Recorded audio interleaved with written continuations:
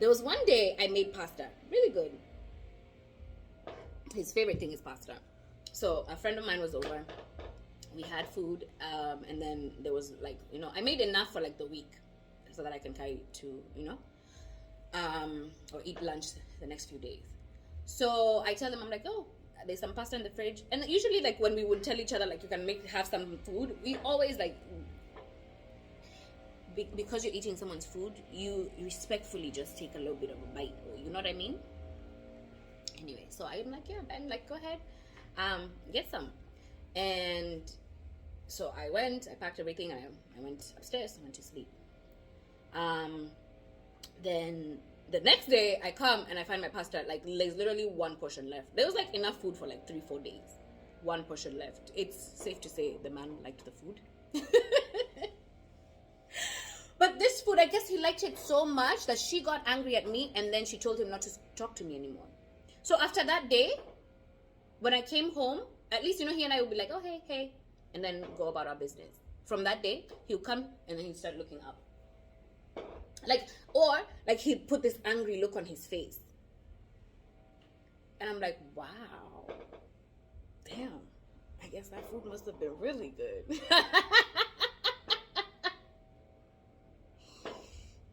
But now, guys, I'm sad. I'm sad because I thought I had friends, and clearly they're not my friends anymore.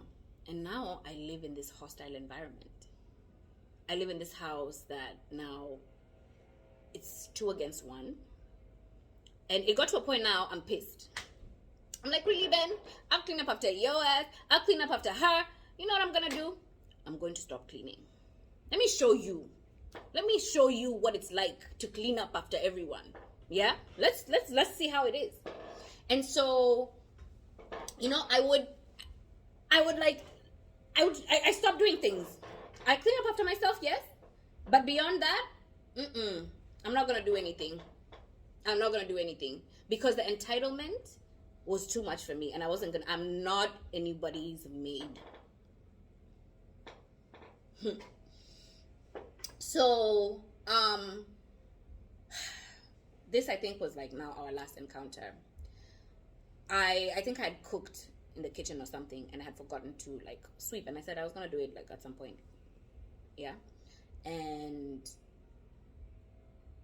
this girl has the audacity to send me a message and tell me that, hey, I spent hours cleaning the kitchen, and if you don't clean it, I'm gonna have to tell the landlord. And I have a mop if you need one. Let me tell you guys, because I'm still looking for that damn audacity. Yeah? I'm looking.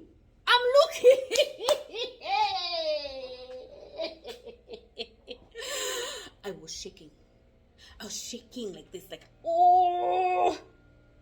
I was sitting here actually, and I said, I'm gonna need an hour to calm down, because if I even drive with the anger that I have right now, or if I encounter her, it's not gonna be good for either of us, because she's trying to bring something out of me, and I'm not gonna do it.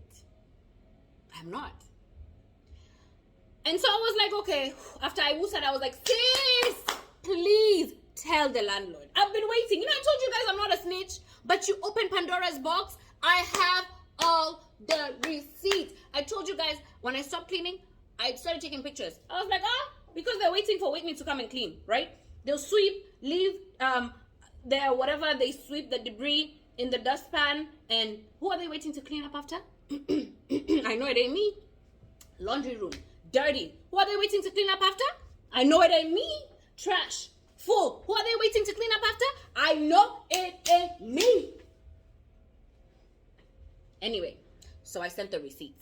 I sent all the pictures, because the landlord was like, Whitney, please clean up after yourself. I said, sir, let me tell you something. I have been cleaning up after these people, and I am tired. I am tired because you know what? We have mold in the refrigerator because this girl does not clean the fridge. We have food from Thanksgiving. It is July.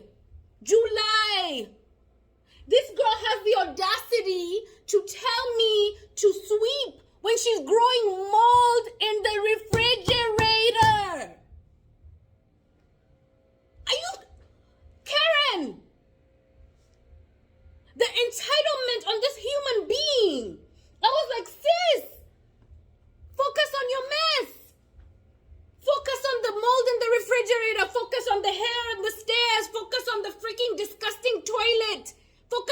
trash that you're playing Jenga, Allah? Huh? Huh?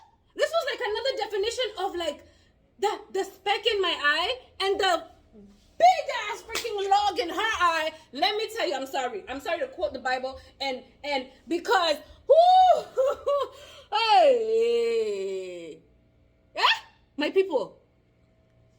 Needless to say, my peace had been stolen, and it just got like passive aggressive. You know what? Her friends would come over, she'd like slam a door. You know what I mean? Like she'd come home. Maybe I've come in and I've shut the door, right? That was a little loud. But because of that, she will come in, and now because she has friends, like it's bully mentality. She's a bully. And the worst and the saddest thing, because you know she used to trauma dump a lot on me. She would always tell me how I really hope that as someone who has been abused, that I don't become an abuser.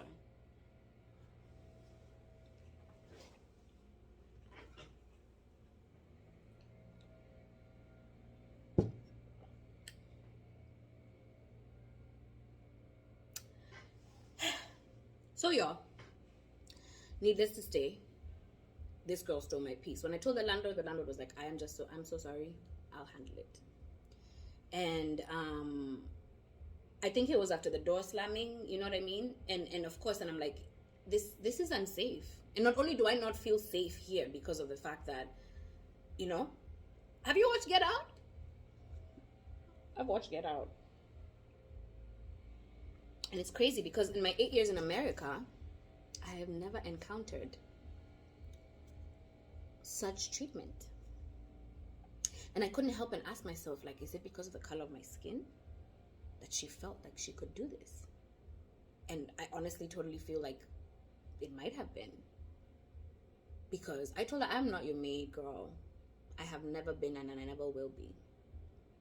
I literally had no expectations from this girl except to do what she needed to do. That was it. But it got to a point that me leaving the office to go home, my anxiety, I would start shaking. And it's crazy because I could feel her energy. When she was home, there was this dark cloud. Like literally I would go and I would sit in the parking for a minute or two. In fact, I even started drinking more.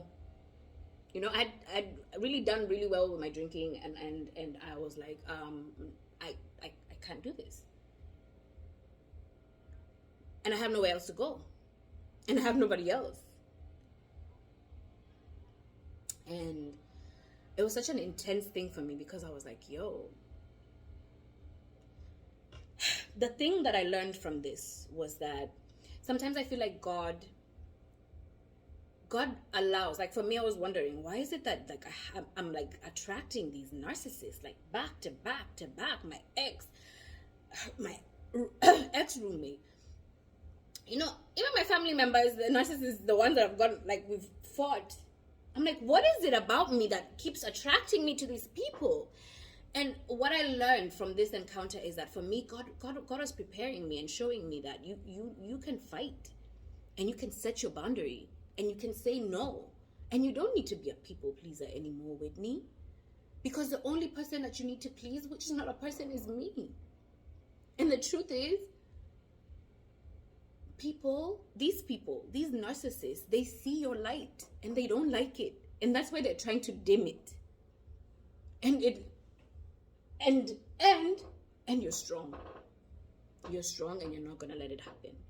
So in those moments of me not having peace, and I'm shaking in my home where I'm paying rent, and this entitled person thinks she can get away with stealing my peace because I will not let her walk all over me.